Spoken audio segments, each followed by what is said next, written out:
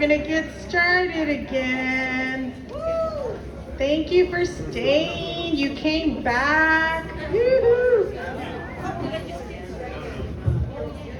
Having microphone issues all over again. Okay, it is my honor and privilege to introduce Joseph Jason Santiago LaCour. He is a mestizo spoken word poet and hip hop artist. You can find him most weekends at Sacred Mud Henna and Tattoo Studio at the Tannery offering workshops. Give it up for Joseph Jason.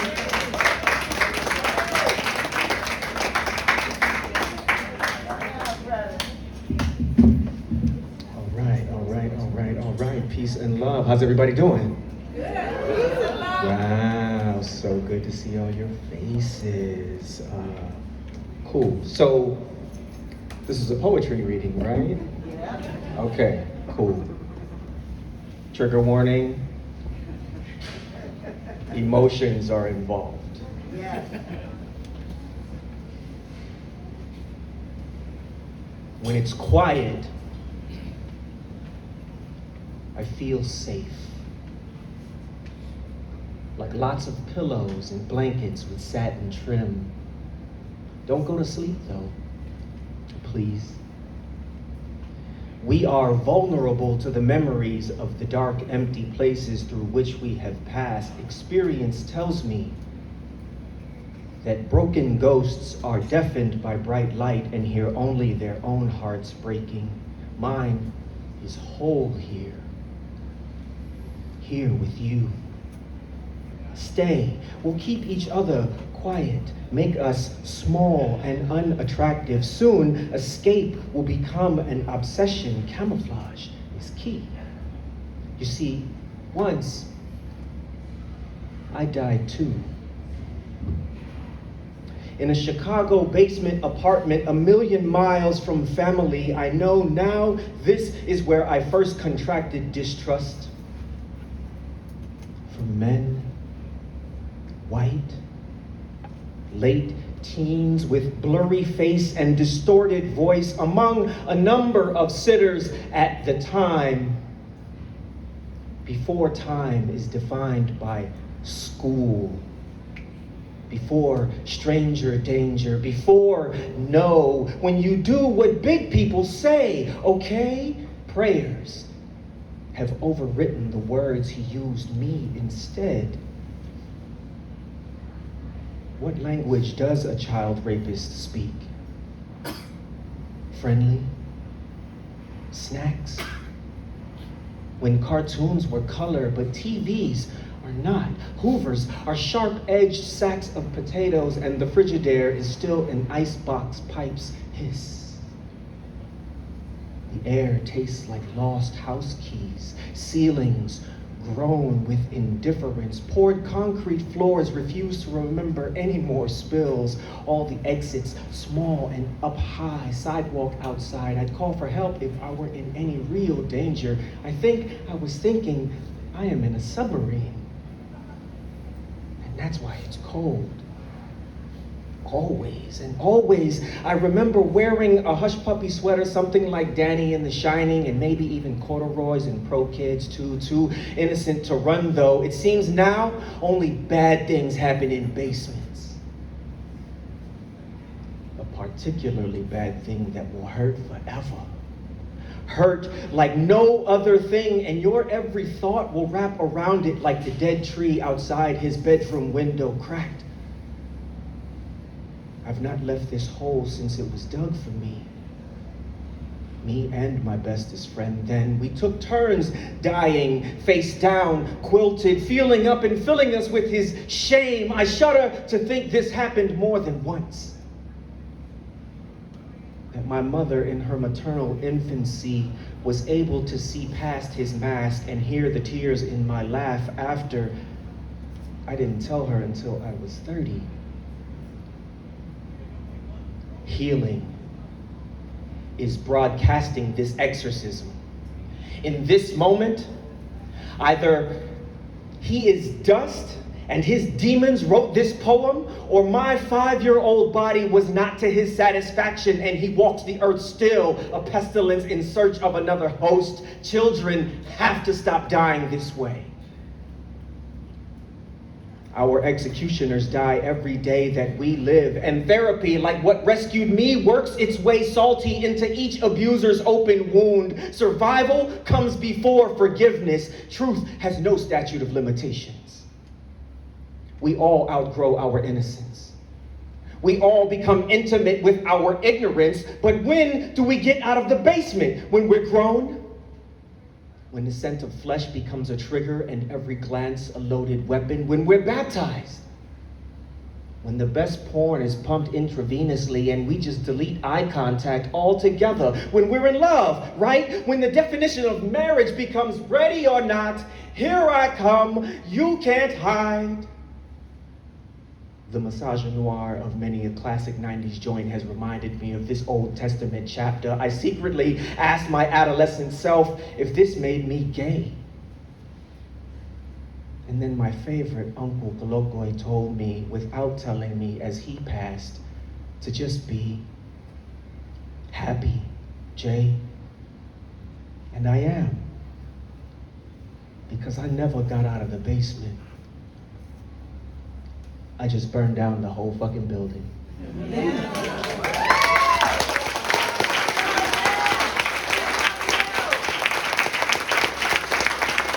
Peace. Thank y'all. Thank y'all so much. Thank you for doing this, and thank you for being here. I encourage you to write something that you are not legally required to write every day. Thank you. It's my honor to introduce Meilin Obinata. Meilin Obinata enjoys sharing opportunities to promote and appreciate social justice, the arts, film programming, and nature. Y'all make some noise for Meilin.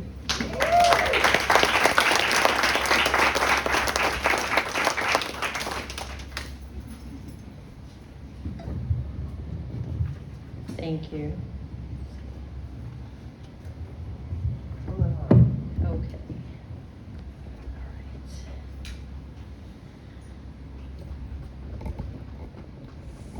I'm going to read 2 short pieces. Get really close. Okay. Yeah. Oh, that is helpful. All right.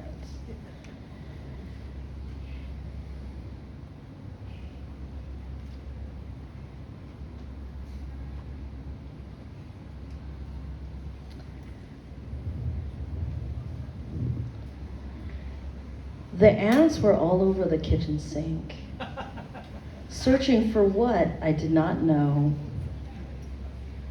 I had no food for them.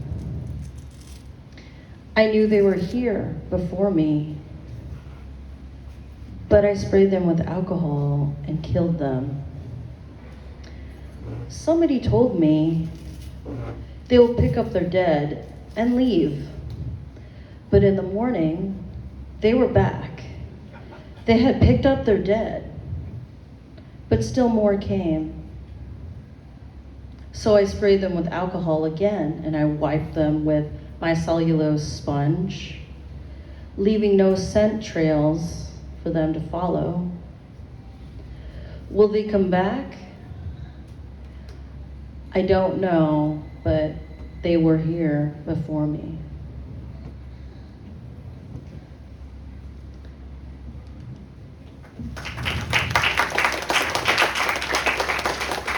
I have one more, all right. This one I've read before, and it's called Green Valley Road.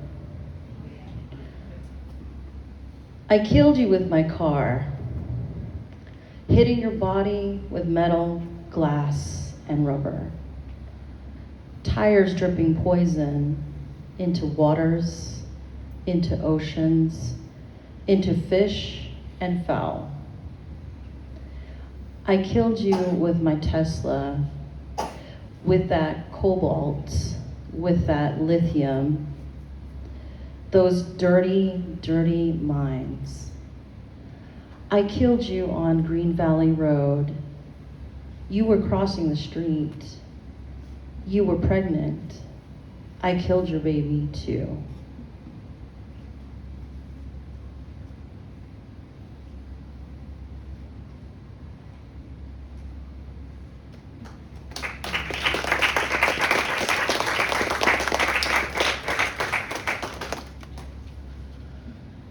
It's my honor to introduce our next poet, Chloe Gentile-Montgomery, who is an educator, poet, Bay Area native, who is honored to be sharing her poetry with her home community of Santa Cruz.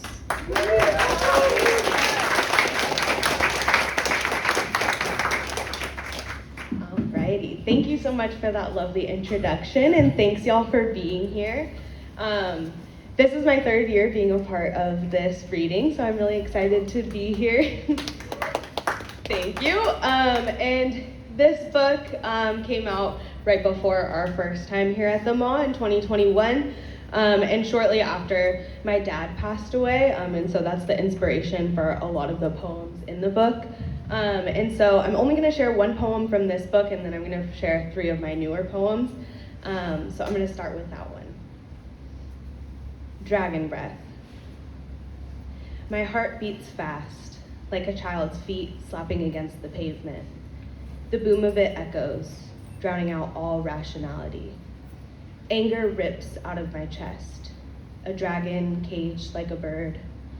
I'm no longer in control, but I don't want to be. I deserve this anger. I lay back and watch her soar, scorching all in her path, wings spread proud and sure, the only part of me that is free.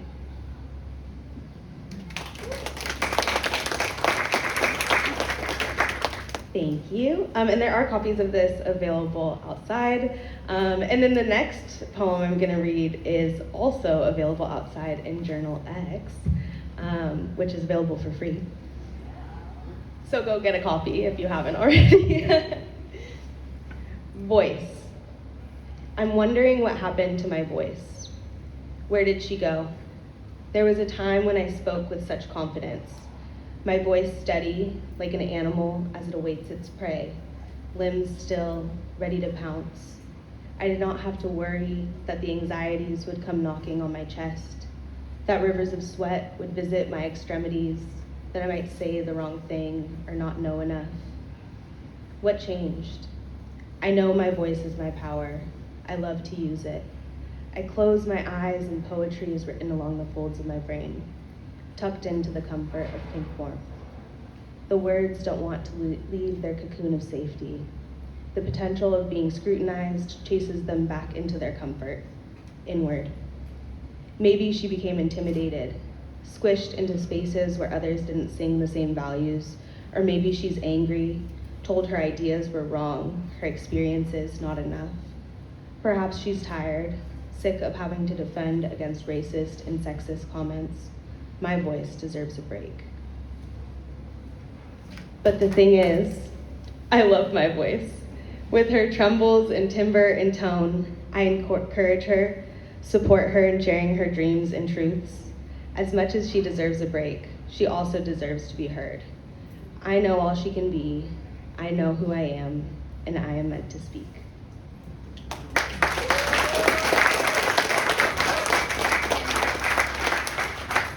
Thank you. Abundance. Fresh fruit juice squeezed in the palms of my hands. Sticky cheeks and fingers, sounds of ocean waves crashing, lips smacking on earth's sweetest. The heat of the sun slightly burning your skin. Frothy water cools your toes. Fish jetting by, glistening in the blue water. This is what they took from us. We could have enough, live in the current moment, presence in community, solidarity in providing, holding one another, skin glowing, joy emanating.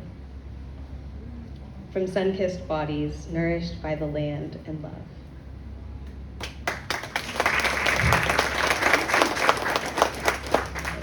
And then to wrap it up, I also wanted to read a poem about the ongoing genocide in Palestine, which is also in Journal X. And I just think it's such a shame that I wrote this poem almost a year ago now, and the situation has not only not changed, but I mean, it has changed for the worse. So I'm gonna wrap up with that one, and then I'll give us a moment of silence and introduce the next reader. Genocide. In a classroom far away, a child with an iPhone in their pocket asks who is the bad guy, and labels children as terrorists, as another child screams beneath concrete rubble. Who decides who are the terrorists and who are the terrorized? Another bomb blasts before you can answer. Watermelon seeds are spat out, unable to be planted, soil obliterated, species native to this land now frightened to root. Children bury their families, villages raise babies who do not know their names. Help is called for in the universal language of children's fear. Some turn up the music, tuning it out. A life is an entire world. Universes are being lost over land destined by God. You're trying to remember where you've heard that before. An American-funded missile smashes us before you can remember.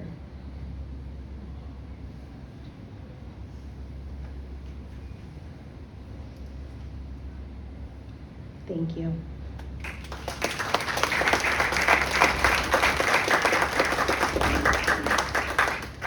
Alrighty, and it is my honor to introduce Shizue Seigel.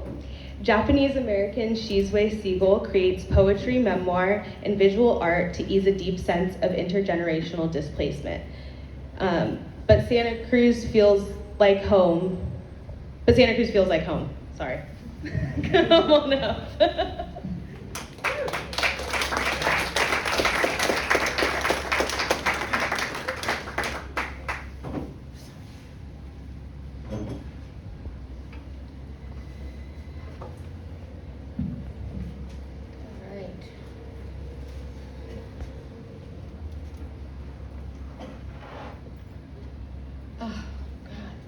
Amazing readers tonight.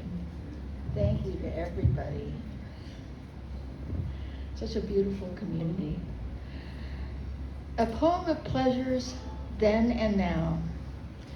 After my Jichan died, leaving my Bachan with 4 young children and a produce ranch to run, my grandmother walked the cliff's edge after long days in the fields. She stood above the roiling surf, staring into the setting sun towards home. She was a woman of few words and fewer visible emotions. Her name, Umematsu, meant plum blossom, pine tree, fresh new beginnings, and the strength to endure. Pine tree stoic, gaman and gambate, endure and persist. Keep moving. Find a way over every obstacle, weeding the celery, irrigating the pea pods, making sake, thrusting long white daikon radishes deep into vats of fermented rice. But inside, hardy white blossoms waited to spring forth, risking the chance of a cold snap to be the first to greet each new year. Twice a year, she smiled for an hour or two. First during New Year's mochi making, when it was her daring hand that darted between pounding mallet strokes to turn the sticky rice over and over until every grain surrendered its identity to a greater whole. And again at Midsummer Obon, when the dead came back to visit before they set adrift again to float downriver towards the vast sea of nirvana. The Issei mourned not only for the dead, but for the Furusato village, the lost home across the water, thatched huts and paper-walled houses that most would never see again. Every year, they shed well-worn Levi's and red-wing boots to unpack the silken garments of memory and dance in front of the temple. Pink peonies for the youngsters, long life cranes for the older women. Today, Obon festivals outnumber Japantowns tenfold. The bachans and aunties who taught us how to dance are now the ghosts that come to visit us. But still, we dance. Plum blossom, pine tree, evanescent, eternal.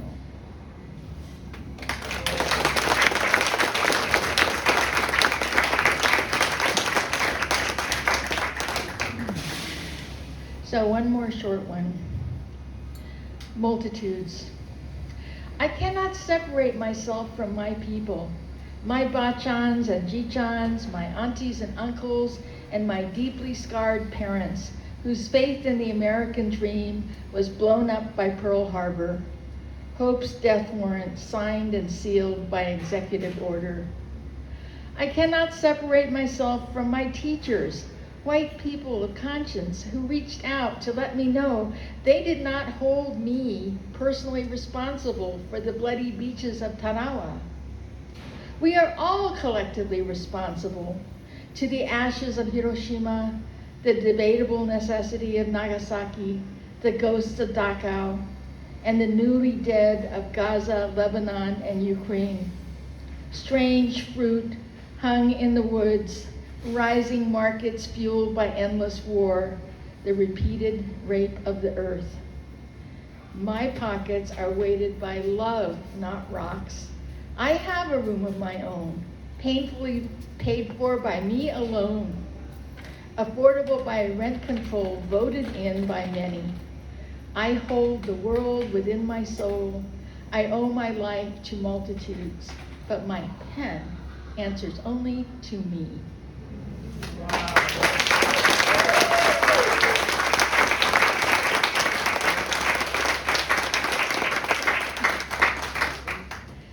So it's my honor to introduce Shirley Ancheta, who co-edited the Filipino-American poetry anthology Without Names. Shirley taught the NBM Gonzalez writing program at SF Asian Art Museum in 2022. She is the widow of poet Jeff Tagami.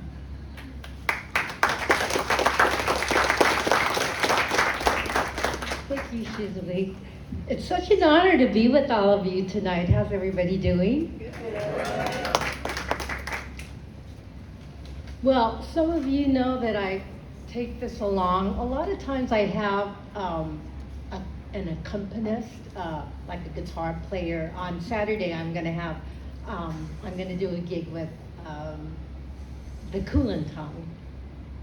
But today, you guys are stuck with me and my accordion. I'm also known as One Song Shirley, but I got a new song for you tonight. Okay. Yeah, this is a curse for my parents, but it's a bigger, the curse was a bigger one, and this is actually a gift from a friend. So you can go from being to not caring, because CNN lets you know, right? Okay, who knows what country in 1980 was the first one to recognize a Palestinian Liberation Organization and to call for a Palestinian state? Anybody know? Sweden. Huh? Sweden. Sweden? Almost. That's pretty close, right? Continent. Ireland. Yay, Ireland. 1980. And so, May of this year, the government of Ireland with, what is it, Norway? Yeah, Norway and Spain, they recognized the sovereignty of Palestine and as an independent state. So this is a love medley to the Irish. Okay, so here we go. Okay, hold on.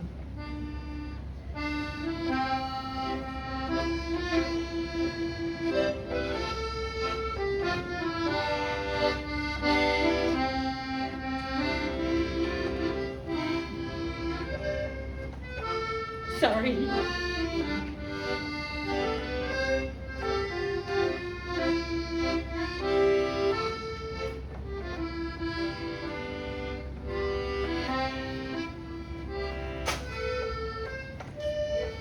Sorry.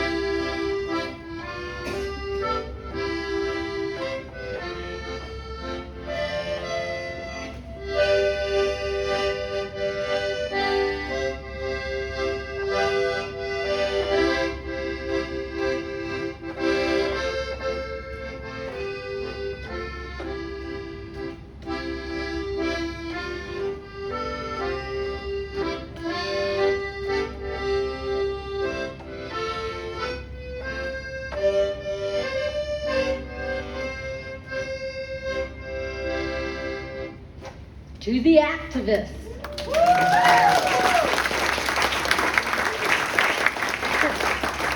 Okay, I got a poem. The Flood and the Chosen. When they ask, where did she come from? God made her, each skin, each word enveloped in prophecy, a poet's death. Trees in the rain fell and floated down river. She was abrupt, her skirt felt like Hawaii. Another life wanted to taste it. Angels with their horses. It's a hum and a song. There's a choir in my ears that breaks through someone's how come, though the attention was meant to be with me, the horses, and God. Thank you.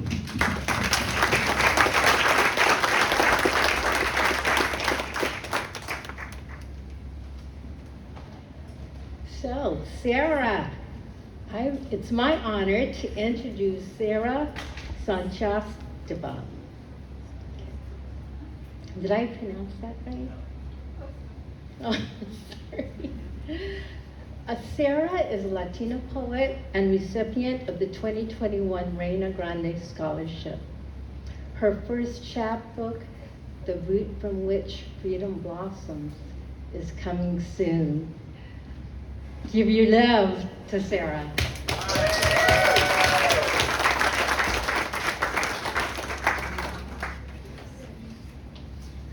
Wasn't that amazing? Give another hand to Shirley. Thank you all so much for coming out here tonight. It's an honor to be in the company of so many talented poets and poetry appreciators. I'll be reading 2 poems tonight. This first one is from my forthcoming chapbook, coming soon, hopefully. And what was it? Yeah, you can scan the QR code to stay updated, or if you're more old-fashioned, I do have business cards. Talk to me after. I love talking to people who love poetry. So this first poem was written about my first trip to my grandmother's home country, her birth city, and this is dedicated to her. It's called 20 años, or 20 years of English, after the Buena Vista Social Club song of the same name. Right.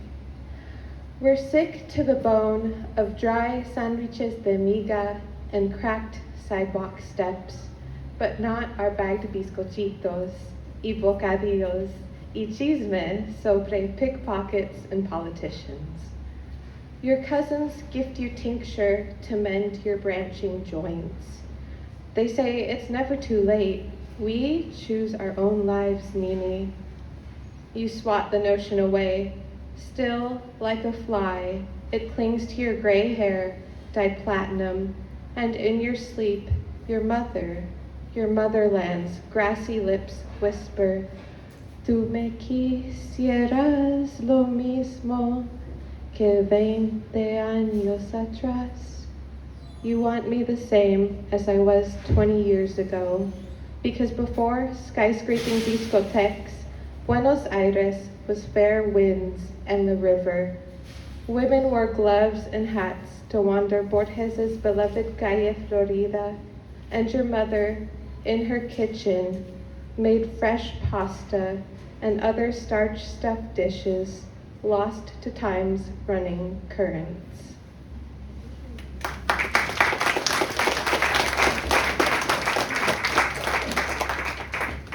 I'm a little nervous to share this next one because I just wrote it on Tuesday with a fellowship I'm a part of, but I feel called to share it with you all. This is a really wonderful space and wonderful community. This is written after Audre Lorde's poem, A Litany for Survival. Is anyone familiar with that piece? Great, it's fantastic. I recommend checking it out. But for those who aren't familiar, a litany is similar to a prayer or a wish for your community, your beloveds, future generations. And recently I wrote a separate poem about the experience of hunger or lack in my family lineage, so I wanted to write my litany about bounty and plenitude. So I want to extend this wish to you all, not just my family, as a thank you for coming out here tonight. So this is a litany for bounty. May you never hunger again, not for the weighted hug of bread sliding into each crevice of your stomach, not for the sweet meat of oyster flesh unfolding upon the heat of your tongue. May you never hunger again, except for the light of knowledge tanning your skin with the golden hue of curiosity. May you always remain curious.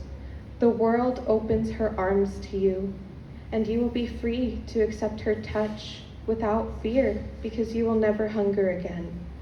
May your home always stay warm and full of risas, chismes, y dulces riquísimos. Once our ancestors hungered. The earth was generous, but the invaders were not. Once captors robbed her barren and left our mothers starving, left them to slave for food, only to give back most to their thieves. But the soil is resilient. It clutches sunshine's caresses and rain's kisses. So may we too grow to never hunger again. Remember that hunger is not a sin. It is your birthright to want every ecstasy life can offer. But may you never hunger with nothing within reach to satiate. May you never hunger so vastly you fear it will eat you alive. May your hunger never gnaw nor burrow its claws into your viscera. May your skin stay supple, strong, bronze. May it yield to sweetness and to growth. May you never scorn your body's stretch and change as the years slide down your throat, blessing you with bounty. Yes, may your body reflect all the joys of living full. May hunger only find you as a gift, a nudge to savor life slow. Thank you.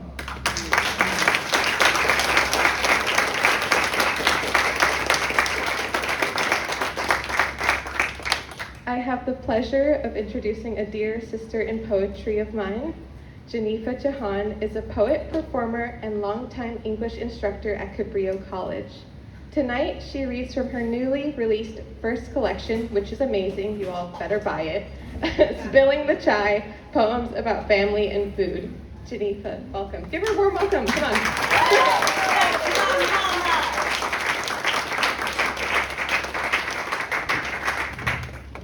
Thank you, Sara. What a pleasure to follow someone I love so much and always so full of warmth and joy. And thank you to all of you who are still here and who stayed till the end. And we have the exploding mic to keep you all entertained and alert, I guess. Okay, so I am going to read a poem from my newly released book, Spilling the Chai, Poems About Family and Food. And what it really is my finally breaking the silence about the domestic violence in my family of origins and telling those stories and telling them I wondered for 30 years how to do this, and I'm doing it through poetry and specifically memories of food, because food is, what brings the family still together in a ritualized way, and many memories of food and the names they had, because I had this really interesting hodgepodge upbringing where I'm of Indian ancestry, raised by parents from East Africa, and I was born and raised in England. And so I would either begin with a memory of a food or the word for the food, and then the memory would come out. So, and it's on sale in the lobby. I'm selling, some of you have already bought it, thank you, and it's on sale afterwards if you like. So I decided to read the last poem in part 1, and it's called Sleeping Seeds, and I'd like to tell you a little bit about it before I read it. So if you've been to Indian restaurants, you probably know that at the end they had like these little silver dishes with seeds in them, with fennel and like little, I don't know, like sweet things. I don't know what actually all of it is. I know the fennel and like other things. And then it's got different names, like different regions of India will name it differently. But in my family, we called it suadana, which means sleeping seeds. So I asked my daddy, like, why is it called sleeping seeds? And he's like, oh, because you send it around at the end of a meal to kind of tell people thank you for coming, and now you can, like, it's time to sleep. It's like at the end.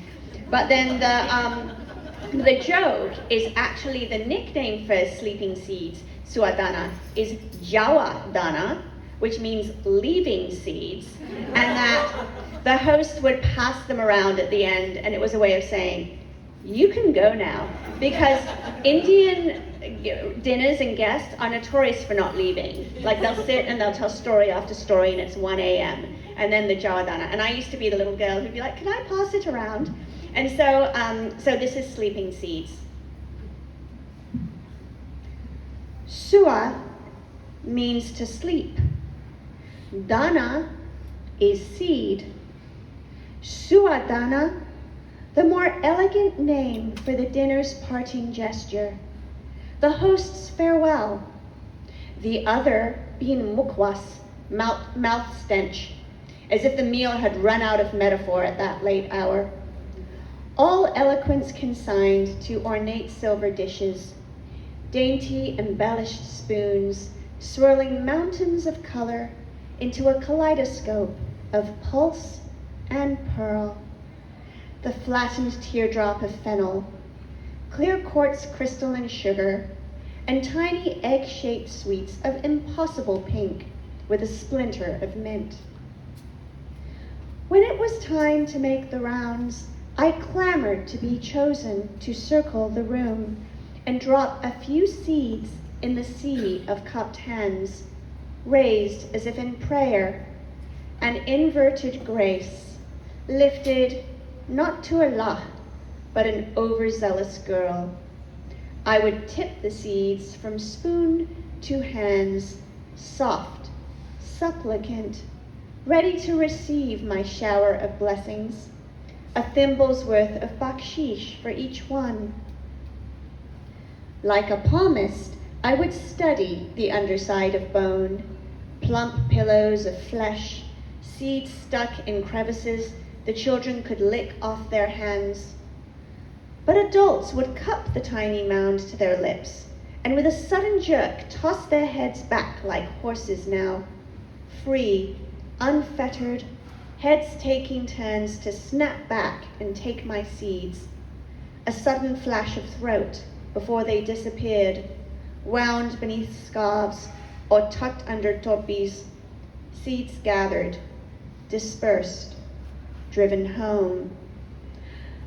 I wondered then if it was really the seeds that were sleeping, or the saga, their word for story, our word for people who share your line. But now I know that all of us were sleeping, all of us, seeds, saga, stories, waiting to be roused by a new dawn or the next day's meal. Thank you.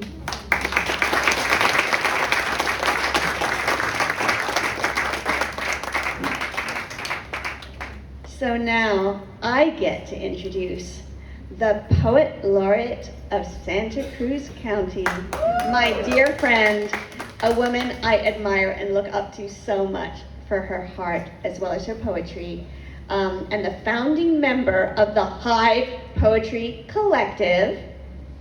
Check it out at hivepoetrycollective.org. They're on Facebook, they're on Twitter, and you can hear their poetry show on Sunday nights at 8 p.m. on ksqd.org. Had to do that. Okay, welcome Farnaz Fatemi.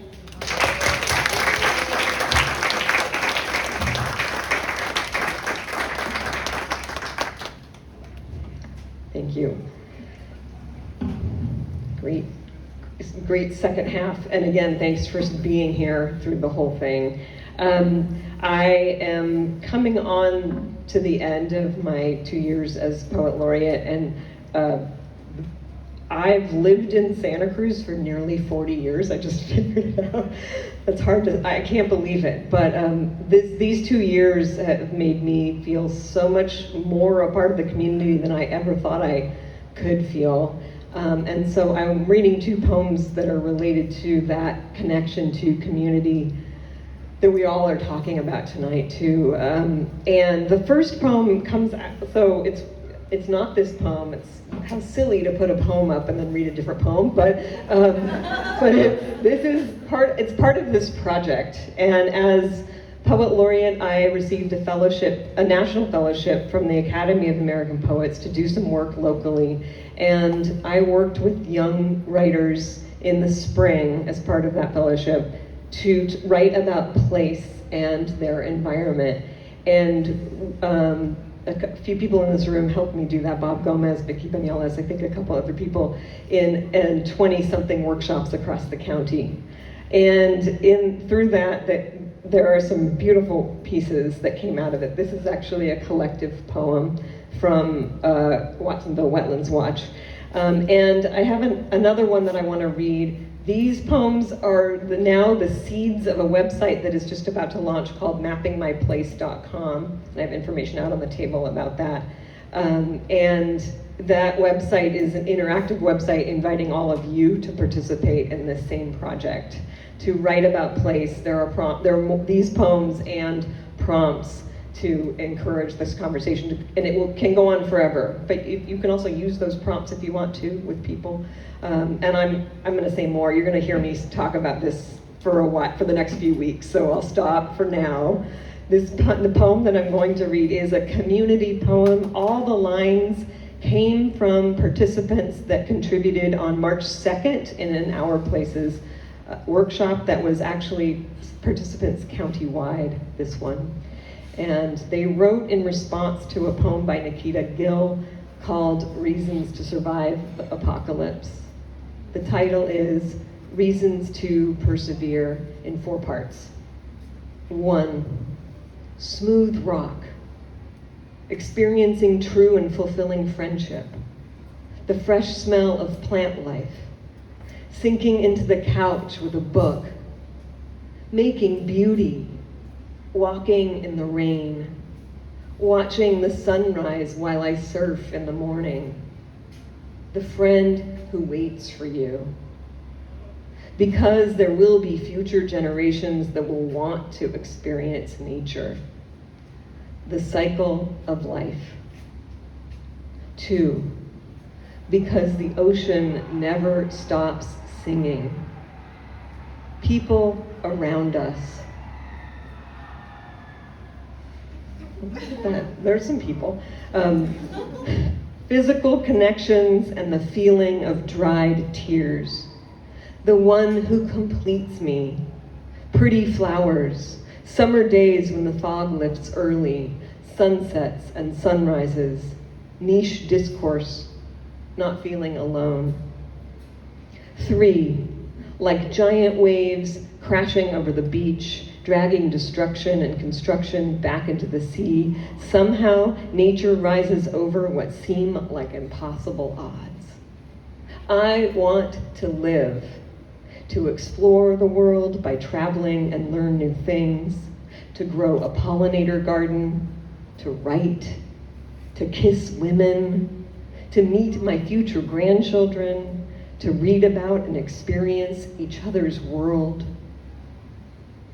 4, the bacteria in your gut are trying their best. Beach days, stories to write and learn. The way the light hits through the trees and leaves on a rain-soaked day. Rolling over damp logs. The warmth of the sun when you step out of the shade. Earth is a healer.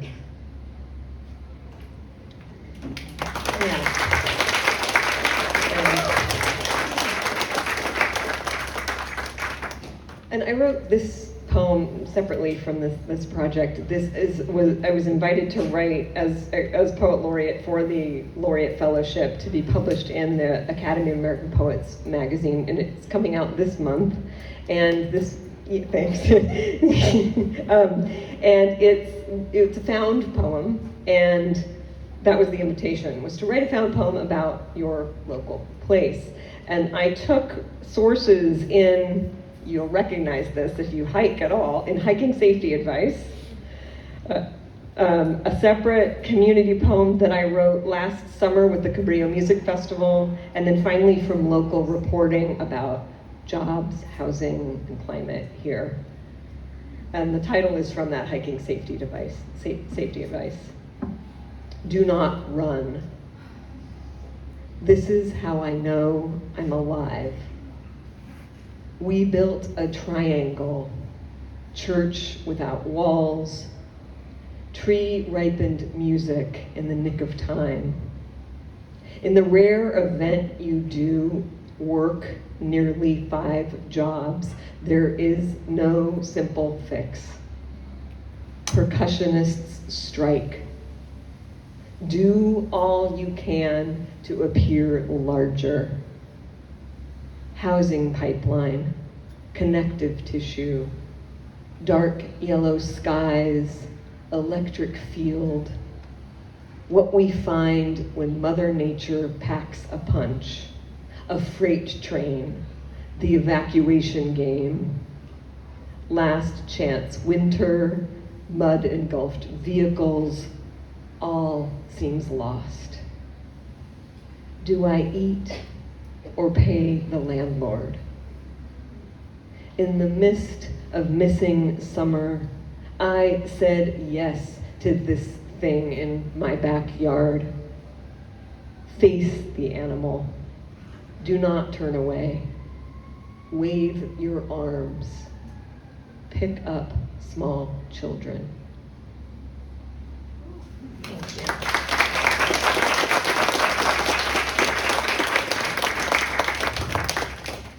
And that will conclude our evening of poetry and music, except, yes, let's do it.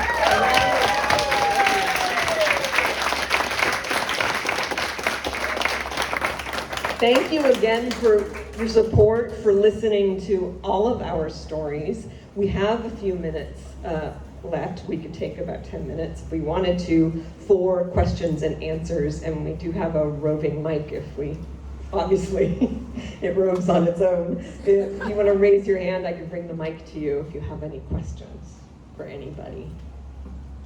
Yes. Can you say a little bit about the process of writing a community poem? How does that work?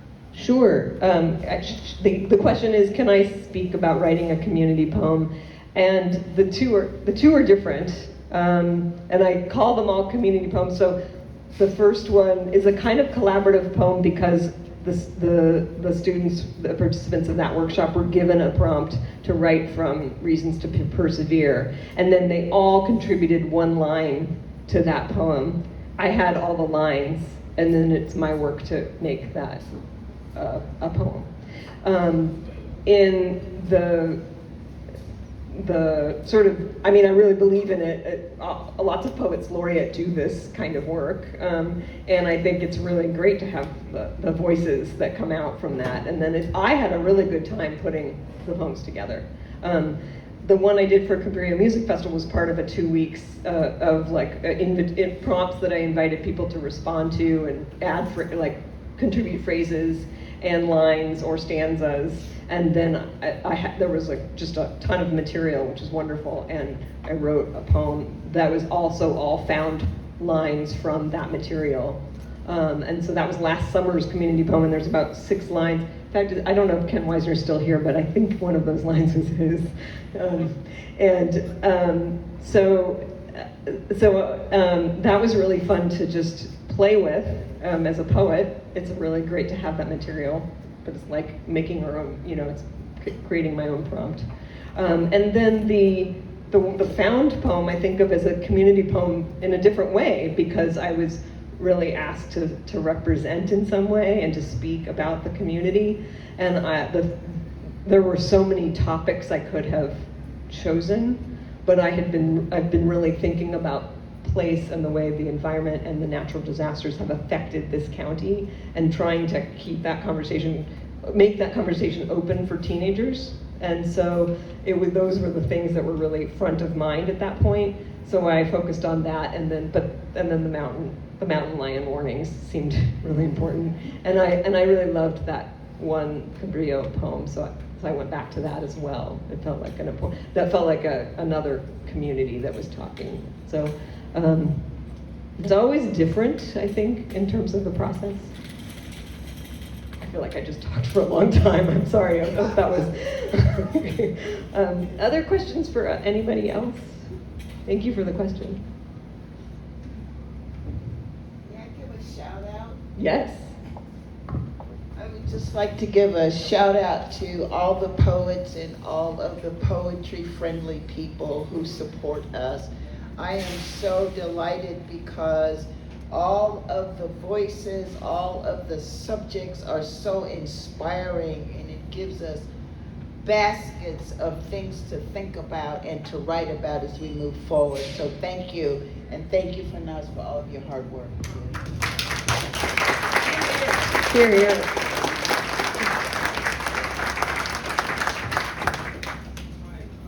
Yeah, so this Writers of Color, what is it? Can anybody join and be down, and how?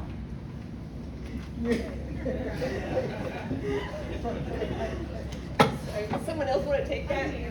Oh, good. Yes. Hi! Oh my gosh, never seen you before.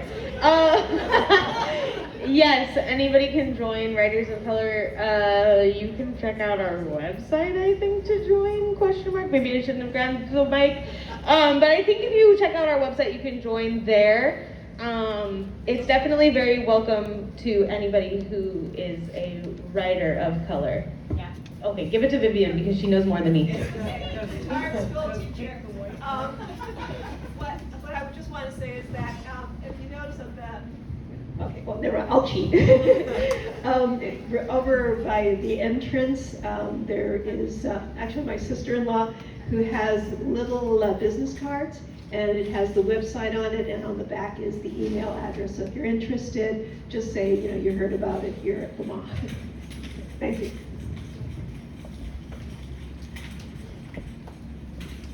One more. Yeah, I had a deep thought. I just love what everybody's wearing tonight.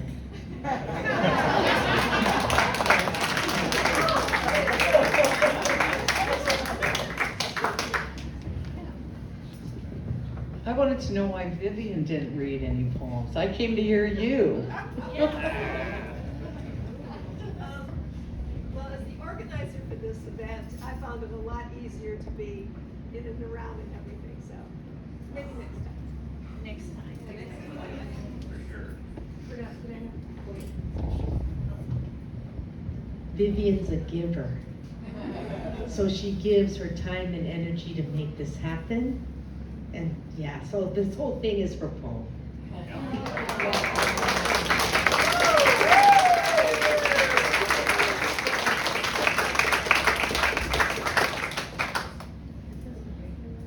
Anyone else?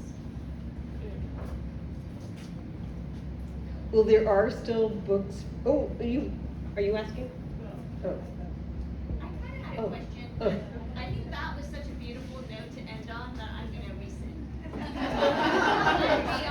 This is Vivian's poem. I love that. If you want to know Geneffa's question, she'll be outside at her table. You can ask her what her question was. And she'll be with books, as will many poets out there. And there's also, things to read. Come talk to us if you feel like it. Thanks for your support, and thanks for coming tonight. Have a good evening.